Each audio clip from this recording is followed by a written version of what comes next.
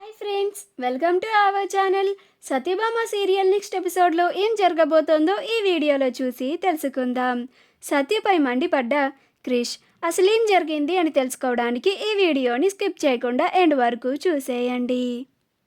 క్రిష్ నరసింహతో మాట్లాడిన తర్వాత నామినేషన్ పేపర్స్ని తీసుకొని ఇంటికి చాలా సంతోషంగా వస్తూ ఉంటాడు.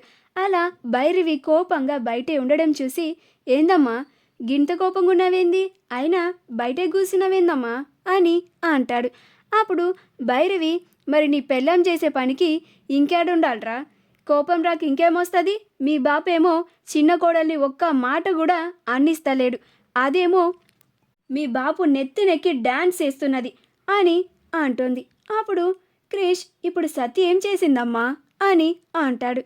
అప్పుడు భైరవి, ఎవరో ఒక పెద్ద ఆవిడ మీ బాపు దానికి వాళ్ళ వృద్ధాశ్రమం ఎవరో కబ్జా చేసిర్రని సహాయం చేయమని అడగడానికి వచ్చింది.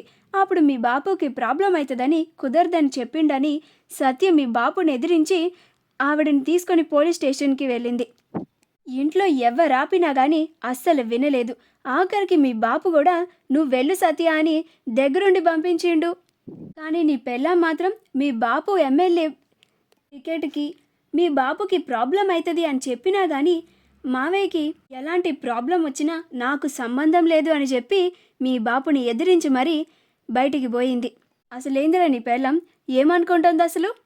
ఇన్ని ఏళ్ళైనా కానీ మీ బాపు దానికెళ్ళి నేను ఒక్కరోజు కూడా ఒక్కసారి కూడా ఎదురు సమాధానం చెప్పలేదు. నీ పెళ్ళం ఏవుతురా అసలు మీ బాపుని ఎదిరించి నీకి?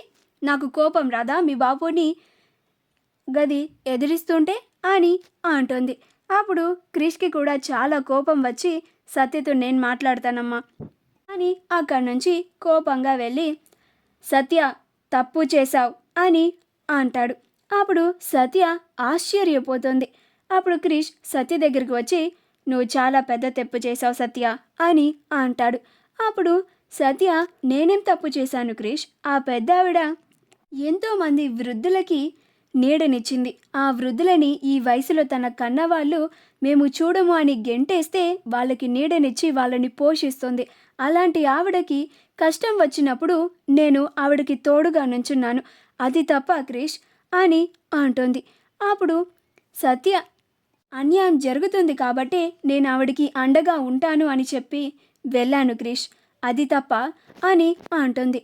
అప్పుడు క్రిష్, ఆవిడికి అండగా ఉండడం తప్పు కాదు సత్య, కానీ మా బాపుని ఎదిరించి మా బాపుకి ప్రాబ్లం వస్తుంది అన్నా కానీ నువ్వు అక్కడికి వెళ్ళుడు, బాపుకి ఎదురు సమాధానం చెప్పుడు నాకు అస్సలు నచ్చలేదు సత్య, నువ్వు మా బాపుకి వెంటనే సారీ చెప్పాలి అని అంటాడు.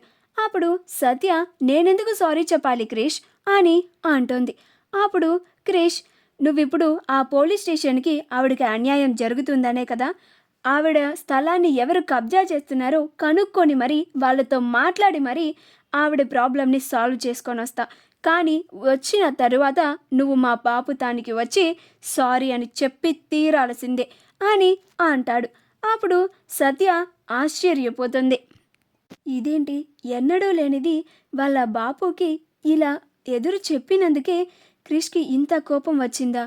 ఇంకా నేను వాళ్ళ బాపుకి అపోనెంట్గా పోటీగా ఇండిపెండెంట్గా ఎమ్మెల్యేగా నుంచుందాము అని అనుకుంటున్నాను అని తెలిస్తే అస్సలు ఊరుకోడు ఏమో అని అనుకుంటూ ఉంటుంది.